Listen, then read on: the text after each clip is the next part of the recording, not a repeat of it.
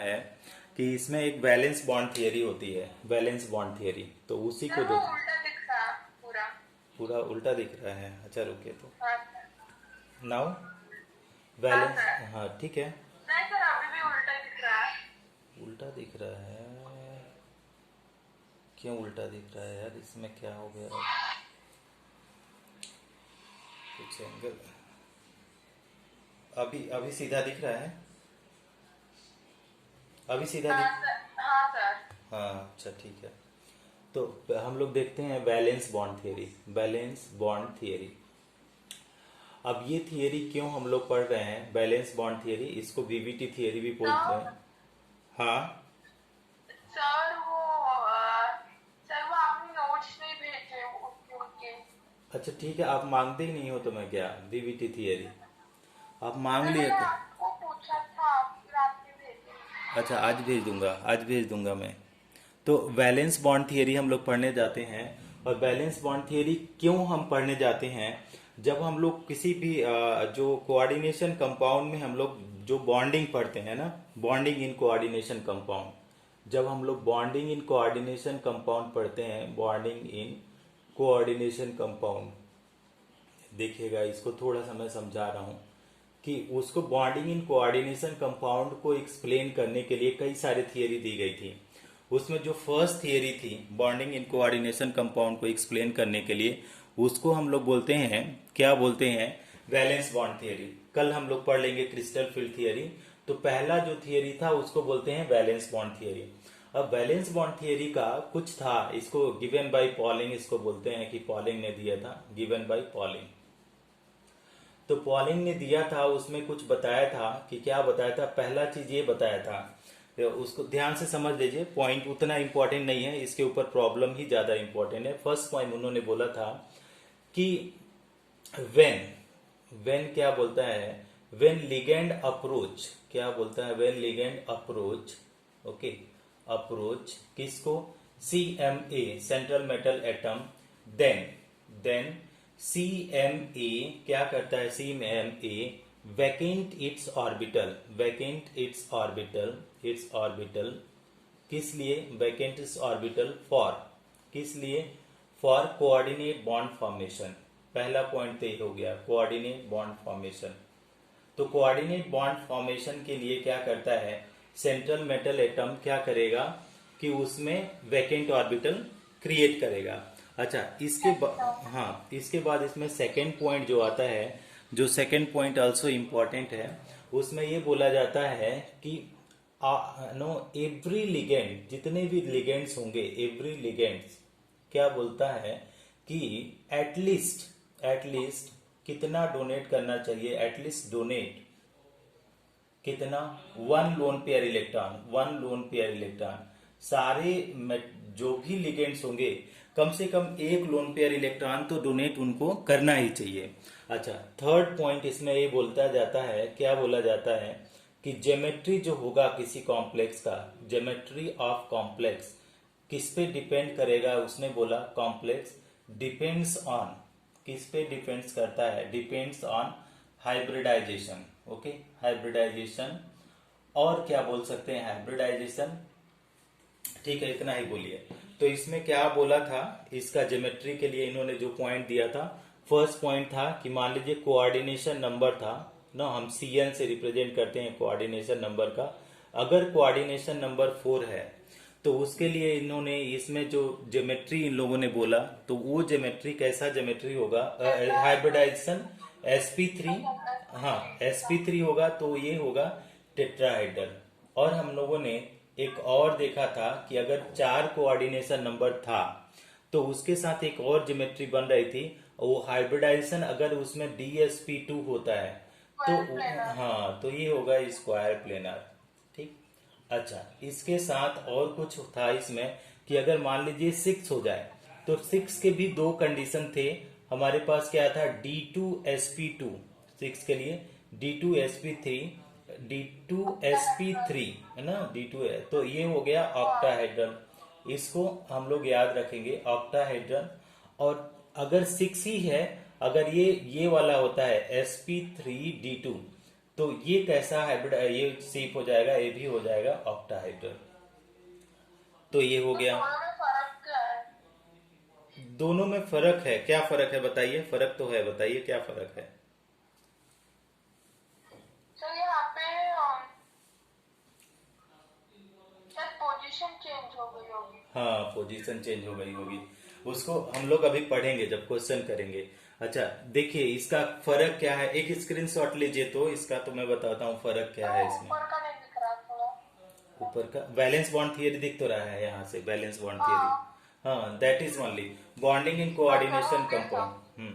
अच्छा, इसी का फर्क जो है उसको बताता हूँ, फर्क क्या है जो आप फर्क पूछ रहे हो। उसका फर्क का ये मतलब ये हुआ, हम यहाँ पे लिख देते हैं, फोर्थ पॉइंट में बोला जाता है कि अगर D2sp3 है तो यहाँ पे जो D2 पहले आ गया, तो ये कौन सा ऑर्बिटल है, 3D ऑर्बिटल।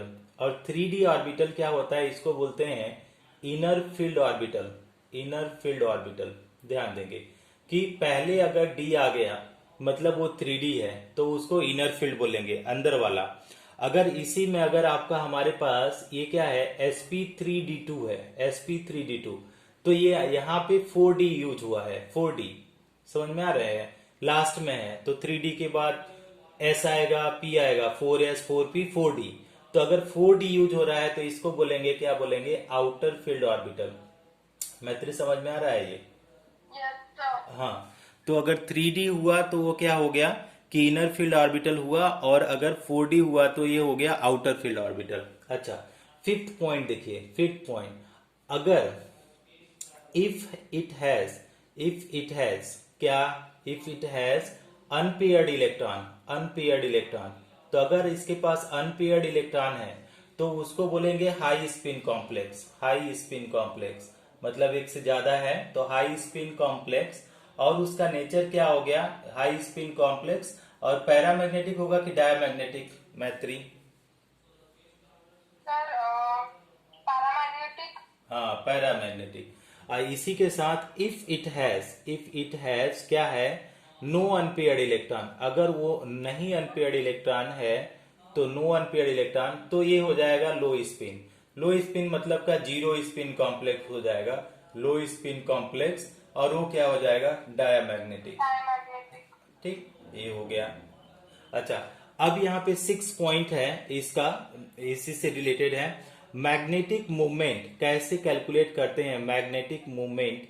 अब हाँ इसको, सर, वो एक्चुअली नहीं कि जब एग्जाम में पूछा गया तो मुझे हाँ आता ही नहीं है वाला, तो मैं आपको पूछने वाली थी हाँ तो मैग्नेटिक मूवमेंट कैसे कैलकुलेट कर। हाँ, तो मैग्नेटिक मूवमेंट कैलकुलेट करने का म्यू इक्वल टू होता है, इसको बोलते हैं कि स्क्वायर ब्रैकेट में होता है एन, इन ब्रैकेट n+2 करके हम लोग मैग्नेटिक मूवमेंट करते हैं। और यहाँ इसका यूनिट होता है bm। bm का मतलब हम यहाँ पे लिख देते हैं, bm का मतलब होता है Bohr magneton, Bohr magneton, Bohr ton, Bohr. Sir यहाँ पे एन मतलब। n मतलब नंबर ऑफ अनपेयर्ड इलेक्ट्रॉन है, यहाँ पे n का मतलब है नंबर ऑफ अनपेयर्ड इलेक्ट्रॉन, यहाँ पे n का मतलब है नंबर ऑफ अनपेयर्ड इलेक्ट्रॉन। हम यहाँ पे लिख देते हैं इरेज करके नीचे वाला पोर्शन। अब इसमें क्या हो गया, वेयर, वेयर आपका n का मतलब है where, n is equal to number of unpaired electron, unpaired electron. So मान लीजिए फॉर एग्जाम्पल के लिए आप करा देते हैं, क्योंकि आपको प्रॉब्लम हुआ है इसको अंडरस्टैंड करने में, तो हम यहाँ पे करा देते हैं। मान लीजिए कि if n is equal to 1, if n is equal to 1, तो कैसे करेंगे, म्यू इजकल टू कितना हो जाएगा, रूट ऑफ लगाएंगे, रूट लगाएंगे, n की वैल्यू कितना 1 लिख दें, ब्रैकेट में again 1+2।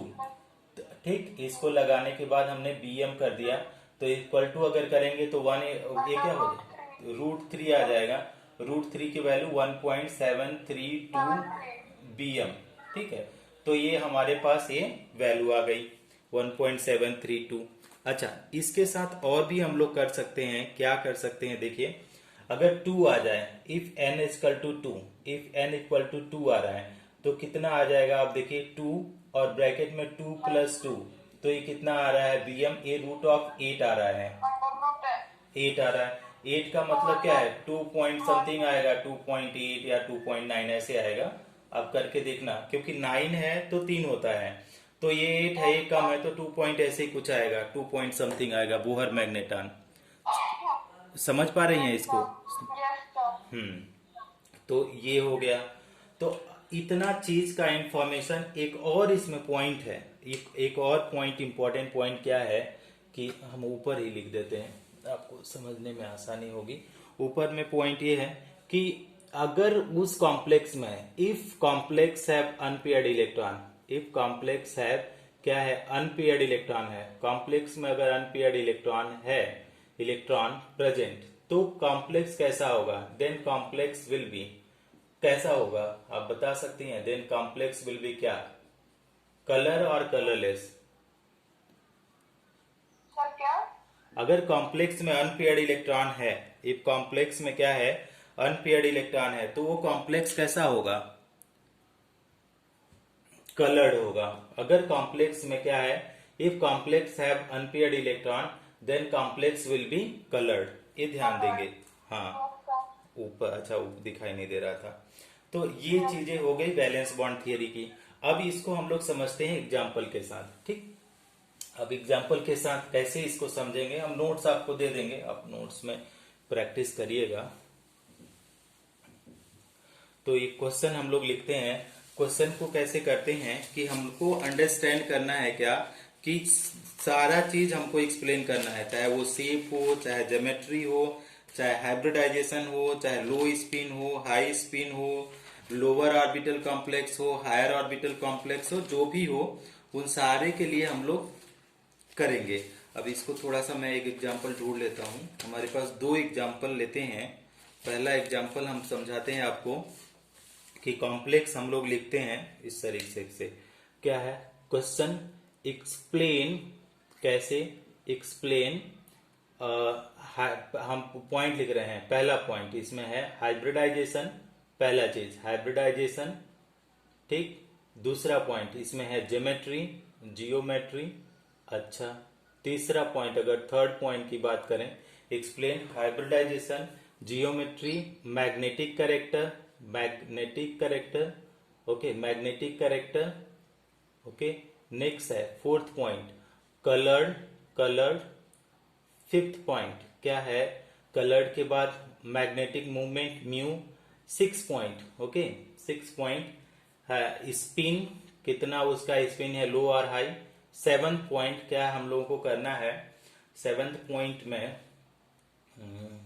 Hybridisation, geometry, magnetic movement, लो और हाई फील्ड कॉम्प्लेक्स, लो और हाई, आउटर और inner complex, type of complex आप सीधे लिखिए, type of complex, types of मतलब कॉम्प्लेक्स। इनर या आउटर ना? हाँ, इनर और आउटर।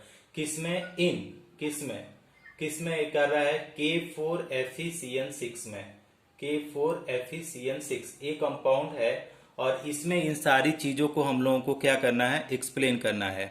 इन सारी चीजों को हमको एक्सप्लेन करना है इस वाले कंपाउंड में। एक सेकेंड, तो हमको हाँ कैसे कर सकते हैं, सबसे पहले तो हमारा Fe है, Fe का ऑक्सीडेशन नंबर आप बताइए कितना हो जाएगा, इसका X मान लें, पोटेशियम का +1 होता है, तो कितने पोटेशियम, 4 हैं, तो हाँ। और यहाँ पे साइनाइड आयन पे आपको पता है कि HCN को अगर आयनाइज करें तो ये H++CN- देता है, तो CN पे कितना है आयन, CN पे अगर देखेंगे तो हमारे पास -1 है, तो हाँ, तो 6 यहाँ पे कर दिया और -1, इसके ऊपर कोई चार्ज नहीं है तो 0, तो +4 + x - 6 = 0, तो x = ये उस साइड जाए 6 - 4, तो x = कितना हो गया, +2। अब देखिए दूसरा चीज, एक चीज और ध्यान देना है इसमें, हम अभी बताएंगे आपको। अभी तो पहले देखिए कि हमारे पास जो CN है, CN, तो इसका ऑर्डर भी अगर आप लिखना चाहें, ऑर्डर, क्योंकि हम लोगों को पहले तो ऑर्डर होना चाहिए कि जो लिगेंड है वो कैसा ये शो करता है, ऑर्डर कि कौन स्ट्रांग है कौन वीक है, तो उसके हिसाब से इसमें पेयरिंग हो जाती है। एक पॉइंट इसमें छूटा हुआ है, तो उस पॉइंट को हम यहाँ पे क्लियर करते हैं कि क्या पॉइंट है, उसको समझ लीजिए कि स्ट्रांग लिगेंड जो होता है, इसी में बैलेंस बॉन्ड थियरी का एक और पॉइंट है 8 नंबर, कि स्ट्रांग लिगेंड जो होता है, स्ट्रांग लिगेंड्स क्या करते हैं, स्ट्रांग लिगेंड्स डू पेयरिंग, कहाँ पे पेयरिंग करेंगे, pairing in CMA, okay, CMA में पेयरिंग करते हैं सेंट्रल मेटल एटम में। अब कैसे ये पेयरिंग करते हैं उसके लिए कॉन्सेप्ट है, क्या है उसके लिए एक सीरीज है, उसको बोलते हैं, एक कल भी आएगा, स्पेक्ट्रोकेमिकल सीरीज। अब स्पेक्ट्रोकेमिकल सीरीज क्या करती है कि आपका कॉम्प्लेक्स में कितना स्ट्रेंथ होता है उसी स्ट्रेंथ को ये समझाती है। तो क्या बोलता है, बिफोर वाटर, हम ऐसे लिख देते हैं, बिफोर H2O क्या होते हैं, लिगेंड्स आर वीक, ध्यान दीजिए, ligands are weak, okay, and after H2O, हाँ, एंड आफ्टर H2O क्या है, लिगेंड्स आर स्ट्रॉन्ग। अब इसके लिए हम आपको एक सीरीज देते हैं, देखिए क्या है, पहला है I-, फिर क्या है Br-, इसके बाद SCN-, ठीक, इसके बाद ये NCERT में दिया है शॉर्ट में, Cl-, इसके बाद क्या है S2- है, इसके बाद F- है, इसके बाद क्या है OH- है, इसके बाद C2O4 2-, इसके बाद आपका आएगा वाटर। अब यहाँ पे समझ लीजिए कि ये सारे क्या हैं, वीक हैं, ये जितने हम लोगों ने किया ये सारे वीक हैं। और ये क्या करते हैं कि जो है ये बोला strong ligand do pairing in CMA while weak do not, while क्या है, वीक डू नॉट, तो वीक तो नहीं पेयरिंग करेगा, डू नॉट, तो वीक, सबसे वीक है। हाँ, तो आयोडीन सबसे वीक है। अच्छा, अब इसके बाद जो आएंगे, इसके बाद अगर आएंगे तो पहला आता है NCS, ओके, थायोसाइनाइड है, आइसोथायोथाइनाइड। नेक्स्ट है आपका EDTA, A4 है, इथाइलिन डायमीन टेट्राएसिटेट, ये हो गया 4। इसमें क्या है, अगर देखा जाए तो 4 पॉजिटिव चार्ज होगा ना, 4 पॉजिटिव चार्ज तो नहीं होगा, 4 निगेटिव चार्ज होगा, अच्छा 4 निगेटिव चार्ज होगा। नेक्स्ट है आप, उस साइड से दिखता है। अच्छा दिख नहीं रहा है, ठीक है देखते हैं, अरे यार मैंने बुक्स पे रखा है आज इसको, इसीलिए नहीं दिख रहा होगा, वेट 1 सेकेंड।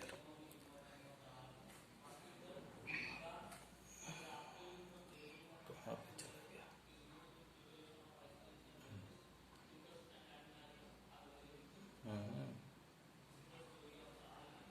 अभी थोड़ा बहुत दिखेगा, थोड़ा सा याद, हाँ सर, दिख रहा है। हम्म, तो इस तरीके से आप देखिएगा। तो ये हो गया। अभी इसके साथ दूसरा चीज, अगर दूसरा और भी को देखना चाहें EDTA के बाद, हम यहाँ पे EDTA के बाद एक NH3 है, NH3 के बाद क्या आता है, EN, ethylene diamine, okay, EN को हम और बता देंगे बाद में, और लास्ट में Cl- है, और आपका सबसे स्ट्रांग है cobalt, carbonyl compound, carbon monoxide CO, ये है। ये सब क्या है, ये सारे पेयरिंग कर देंगे। तो अगर पेयरिंग कर देंगे, ये सारे क्या करेंगे, पेयरिंग करेंगे, तो ये जो कंपाउंड बन के आएगा, ये कंपाउंड, तो ये क्या हो जाएगा, डायामैग्नेटिक। तो डायामैग्नेटिक तो हो जाएगा, लेकिन सारे के सारे डायामैग्नेटिक नहीं होंगे। अगर वो ऑड इलेक्ट्रॉन है तो वो डायामैग्नेटिक नहीं होगा, लेकिन इवन है तो वो डायामैग्नेटिक हो जाएगा। ये अपना ध्यान देने की बात होगी, वो तो करके देखना पड़ेगा। इधर के जितने भी कंपाउंड है ये सारे क्या हो जाएंगे, पैरामैग्नेटिक। तो ये सब चीजें हम लोगों को समझना है कि कौन कंपाउंड डायामैग्नेटिक होगा और कौन कंपाउंड पैरामैग्नेटिक होगा। अब ये जब आप प्रैक्टिस करेंगे तो प्रैक्टिस करने के बाद ये सारी चीजें क्या हो जाएगा, ये सारे क्वेश्चन आपका ओरल सॉल्व हो जाते हैं। अब हम आपको इसको क्या करते हैं, समझाते हैं अच्छे से। तो इसका एक स्क्रीनशॉट लीजिएगा तो आप स्पेक्ट्रोकेमिकल सीरीज का, ऊपर का थोड़ा सा पीछे लीजिए, वो ऊपर का भी नहीं दिखता। ऊपर का, हाँ, अब ऐसे ही ले लो, हम आपको मैं नोट्स दे दूंगा आपको, ओके। तो हम इसको इरेज करते हैं। अब देखिए आपने क्या किया, ऑक्सीडेशन स्टेट तो आपको कैलकुलेट करने आता है, तो हम इसको इरेज कर दिया। अब इस कंपाउंड में अगर इसी को देखें तो यहाँ पे +2 है आयरन के पास, तो Fe का होता है 26, अगर ऐसे देखा तो आर्गन का हो जाता है 18, तो आर्गन तक का तो हम लिखेंगे नहीं, आर्गन तक का हम लिखेंगे नहीं, तो आर्गन को ऐसे ही रहने देते हैं। इसके बाद आ जाएगा 3d6 और 4s2। देखिए कैसे, आर्गन का 18, 2 20, 6 26, 26 हो गया। अब इसमें क्या बोला जा रहा है, पहला चीज कि हमारे पास Cn क्या है, ये स्ट्रॉन्ग लिगेंड है, एक ऐसा है स्ट्रॉन्ग लिगेंड है। अब स्ट्रॉन्ग लिगेंड है तो ये कैसा करेगा, ये पेयरिंग करेगा। कहाँ पे पेयरिंग कर रहा है, pairing in CMA, central metal atom में ये क्या कर देगा, पेयरिंग कर देगा। तो देखिए क्या होगा। अच्छा, अब यहाँ पे इसका जो है Fe2+ में आइए, अगर इसका कॉन्फ़िगरेशन आप लोग देखें तो कितना कॉन्फ़िगरेशन आएगा, आप देखिए यहाँ पे 6 इलेक्ट्रॉन है, तो 1 2 3 4 5 और ये 6 है, और ये S में कितना है, S में 2 है, ठीक, इस वाले कॉन्फ़िगरेशन में। और 4p तो है ही नहीं, यहाँ पे 4p में वैकेंट है। अब इसमें करना क्या है, अब लेकिन हमारा ये कॉम्प्लेक्स किस स्टेट में है, आपका Fe2+ में है, Fe2+ में है। तो Fe2+ में देखेंगे तो आपका आर्गन तो ऐसे ही रहेगा, ठीक, और यहाँ पे क्या हो जाएगा 3d6 और 4s 0 हो जाएगा, और 4p तो 0 है ही। तो देखिए 2 इलेक्ट्रॉन चला गया, तो यहाँ पे अब क्या करिए, डी में अब आपको पता है कि ये स्ट्रॉन्ग लिगेंड की होने की वजह से ये पेयर्ड हो जाएंगे, तो जितने भी इलेक्ट्रॉन थे वो सारे पेयर्ड थे, तो 6 इलेक्ट्रॉन है, ये सारे क्या हो जाएंगे, पेयर्ड हो जाएंगे। तो देखिए क्या 1 2 3 4 और ये 5 6 हो गया, ठीक। अब हमारे पास ये जितने ऑर्बिटल हैं, ये p और s ऑर्बिटल हैं, यहाँ पे एक साइनाइड आयन जो है एक पेयर इलेक्ट्रॉन देगा इस तरीके से, एक और Cn है, ये इस तरीके से इलेक्ट्रॉन पेयर देगा, यहाँ पे जो डॉट लाइन से हम कर रहे हैं। This is also give because 6 are there, तो ये 6 देंगे इसको lone pair electron. Here also it will give Cn minus, it will give. अब Cn भी लिखेंगे तो भी चलेगा, उसमें कोई ये नहीं है Cn माइनस लिखना, और ये भी Cn। तो अगर यहाँ पे देखेंगे तो कौन सा हाइब्रिडाइजेशन ये जाके करेगा, देखिए कौन सा, ये D2 है, ये लास्ट के 2 d ऑर्बिटल, फिर एक S और P के 3, D2sp3।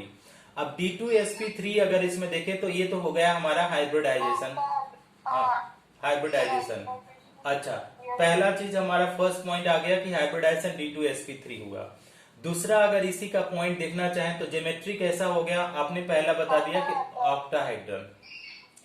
तीसरा चीज अगर इसमें देखना चाहें तो मैग्नेटिक करेक्टर, देखिए कहीं भी अनपेयर्ड इलेक्ट्रॉन है, मैग्नेटिक करेक्टर कहीं भी अनपेयर्ड इलेक्ट्रॉन है, पूरे में कहीं भी अनपेयर्ड नहीं इलेक्ट्रॉन है, तो ये पैरा होगा कि डाई होगा, देखिए जीरो है, तो जीरो है तो ये कैसा होगा, डायमैग्नेटिक या पैरामैग्नेटिक, हाँ तो ये हो गया डायमैग्नेटिक, ठीक है, दिस बिकम द डायमैग्नेटिक। अच्छा, नेक्स्ट नंबर, फोर्थ नंबर में अगर आएंगे, फोर्थ नंबर में तो ये कलर्ड कैसा होगा, नो अनपेयर्ड इलेक्ट्रॉन, तो हाँ तो ये क्या हो गया, कलरलेस हो जाएगा। अच्छा, फिफ्थ पॉइंट आइए, अगर फिफ्थ पॉइंट की हम लोग बात करें तो यहाँ पे फिफ्थ पॉइंट म्यू की बात कर रहे हैं, तो म्यू इक्वल टू क्या हो जाएगा, हाँ 0 आएगा, क्योंकि n ब्रैकेट में क्या होता है, n+2 होता है, और ये क्या होता है bm, तो इसको अगर कैलकुलेट करेंगे तो क्या हो जाएगा, √0 और ब्रैकेट में 0+2, तो ये क्या हो जाएगा 2 × 0 दैट इज आ जाएगा, ये 0 आ जाएगा, तो 0 bm हो जाएगा। 0 bm का मतलब होता है कि ये डायमैग्नेटिक है। अच्छा, 6 पॉइंट अगर हम लिखें, स्पिन की बात करें 6, तो ये कैसा स्पिन कॉम्प्लेक्स होगा, 0 अनपेयर्ड इलेक्ट्रॉन है तो ये लो स्पिन कॉम्प्लेक्स होगा, लो स्पिन कॉम्प्लेक्स, हाँ low spin complex, as no unpaired electron, as no unpaired electron, as no, इसमें क्या है, अनपेयर्ड इलेक्ट्रॉन है ही नहीं, नो अनपेयर्ड इलेक्ट्रॉन। अच्छा, 6 पॉइंट की बात करें, ये 7 पॉइंट की, तो 7 पॉइंट में टाइप ऑफ कॉम्प्लेक्स कैसा है, इनर फील्ड या आउटर फील्ड, बताइए।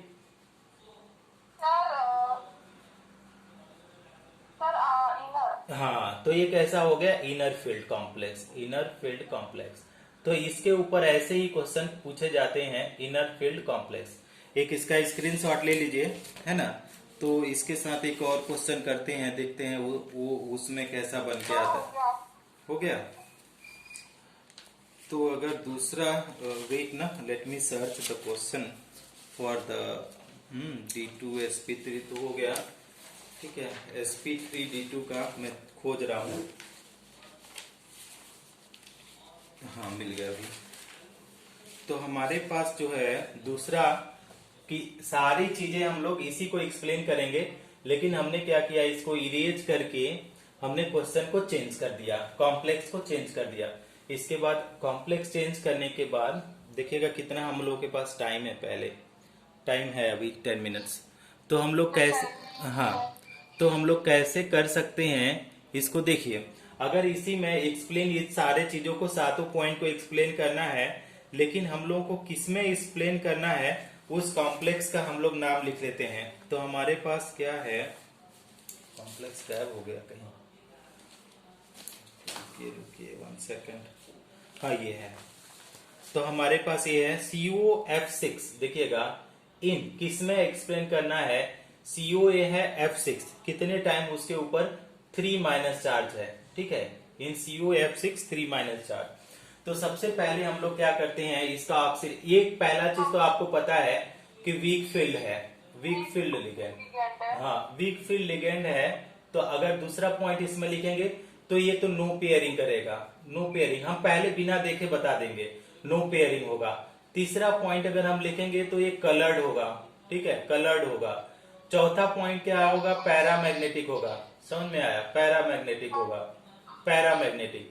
और क्या होगा, अब जनरली ये क्या हो जाएगा, आउटर फील्ड कॉम्प्लेक्स होता आएगा, आउटर फील्ड, ये तो देख करके ही हम बता रहे हैं। और ये क्या हो जाएगा, हाई स्पिन होगा, हाई स्पिन हो जाएगा।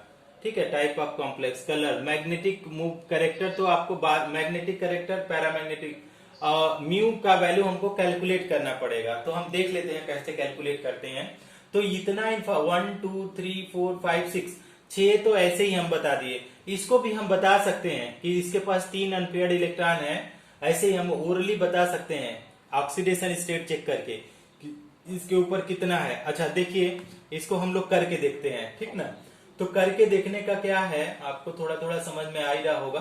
तो हम सबसे पहले इसको क्या करते हैं कि इसको ऑक्सीडेशन स्टेट कैलकुलेट करते हैं। तो AX और 6 फ्लोरीन है, एक फ्लोरीन पे -1 चार्ज इक्वल टू -3, तो X -6 इक्वल टू -3, तो X इक्वल टू -3, हाँ, तो X इक्वल टू कितना हो जाएगा, +3। ठीक, अब X इक्वल टू +3 आ गया, तो हम यहाँ पे क्या किया, +3 क्वेश्चन में लिख लिए। अब हम लोग क्या करेंगे, क्वेश्चन में लिखने के बाद इसको हटा देते हैं नीचे में, और इसके बाद इसका क्वेश्चन करते हैं। तो कोबाल्ट का एटॉमिक नंबर कितना होता है बताइए, कोबाल्ट का होता है 27।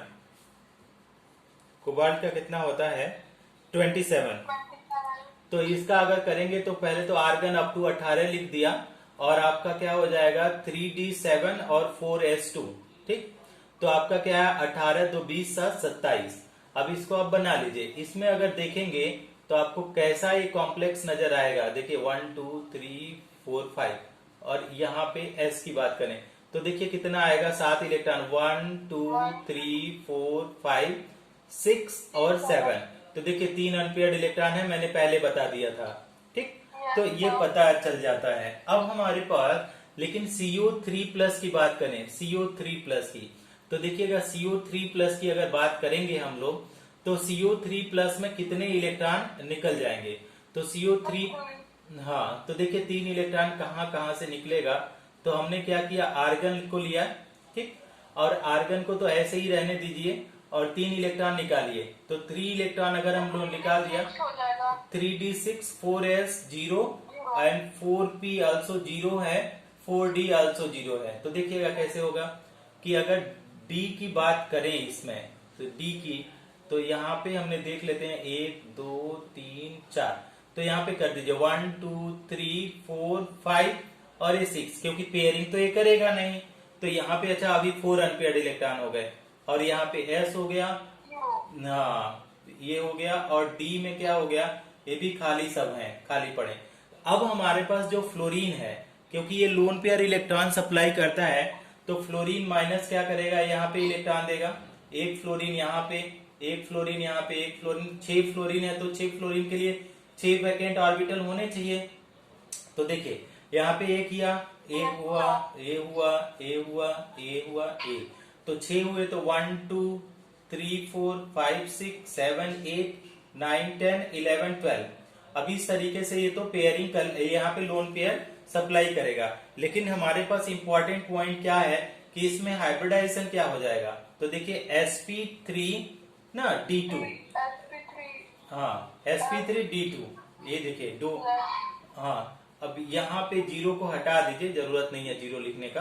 तो ये क्या है sp3d2 हाइब्रिडाइजेशन, ये हो गया। तो हाइब्रिडाइजेशन तो हमको पता चल गया। दूसरा अगर ज्योमेट्री की बात करें, ज्योमेट्री की, तो एक ऐसा हो गया, ये हो गया ऑक्टाहेड्रल, ठीक ना, कोऑर्डिनेशन नंबर 6 है। और थर्ड पॉइंट की बताए मैग्नेटिक कैरेक्टर पैरामैग्नेटिक, तो आपको ऑलरेडी समझ में आ रहा है। और फोर्थ पॉइंट की अगर बात करें तो कलर्ड कैसा हो गया, ये कलर्ड कंपाउंड होगा, कलरफुल ना, कलर्ड होगा, कलर्ड होगा। फिफ्थ पॉइंट की म्यू की बात करें तो हम लोग म्यू देख लेंगे तो क्या हो जाएगा, एन की वैल्यू 4 ब्रैकेट 4 प्लस 2 है, ठीक, 4 अनपेयर्ड इलेक्ट्रॉन है। तो यहाँ पे क्या हो जाएगा, 4 2 6 24 आएगा, 24 आएगा। तो ये 25 से थोड़ा कम है, तो 4.9 हाँ बोहर मैग्नेटॉन आएगा, ये देख लीजिएगा। 6 पॉइंट की अगर बात करें, हम लोग यहाँ पे 6 पॉइंट लिख लेते हैं। तो 6 पॉइंट में हमारा क्या आएगा, देखिए 6 पॉइंट में स्पिन की बात कर रहे हैं तो ये हाई स्पिन कॉम्प्लेक्स हो जाएगा, हाई स्पिन कॉम्प्लेक्स। अच्छा, नेक्स्ट पॉइंट की बात करें 7 पॉइंट की, तो 7 पॉइंट में देखिए क्या है, type of complex, inner outer orbital, तो ये हो गया आउटर ऑर्बिटल कॉम्प्लेक्स। तो इस तरीके से आपको ज्यादा और क्वेश्चन करना है, हमारे ख्याल से अब 11th वाले आ जाएंगे, तो और सारे बहुत सारे इसमें क्वेश्चन करना है आपको, उसको देख देख करके करिए। एक इसको स्क्रीनशॉट लीजिएगा तो हो गया। अच्छा, हम आपको एक क्वेश्चन करते हैं। अब अभी क्लास खत्म होगा तो इसको क्या करिए, इन सारे पॉइंट को, जितने 7 पॉइंट हम करवा रहे हैं, इन सारे पॉइंट को हमको करके आप दिखाइएगा किस किस कंपाउंड में हम लोग बता रहे हैं, धीरे धीरे आप करिएगा। तो इसमें पहला है एक्सप्लेन कर रहे हैं, एक्सप्लेन ऑल द पॉइंट्स, जो भी पॉइंट्स अभी हम लोग देख रहे थे प्रीवियस क्वेश्चन में, पॉइंट्स इन किस में हमको एक्सप्लेन करना है। पहला हम लोग देखते हैं कि CO आपका क्या है, NH3 कितने टाइम्स है आपका, 6 टाइम है, और ये कितना है, प्लस का 3 है। एक कॉम्प्लेक्स हमने लिया। दूसरा कॉम्प्लेक्स हम लोग और भी देखते हैं कि और कॉम्प्लेक्स, अच्छा ठीक है, हम थोड़ा सा मैंने बुक पे मोबाइल को रखा है, ट्राइपॉड स्टैंड को थोड़ा सा हटा दिया है, तो इसलिए आपको नहीं दिख रहा होगा उतना अच्छे से। अच्छा, और दूसरा है एक और कॉम्प्लेक्स, देखिए अभी टेट्राहाइड्रल वाला कल करवाएंगे, अभी आज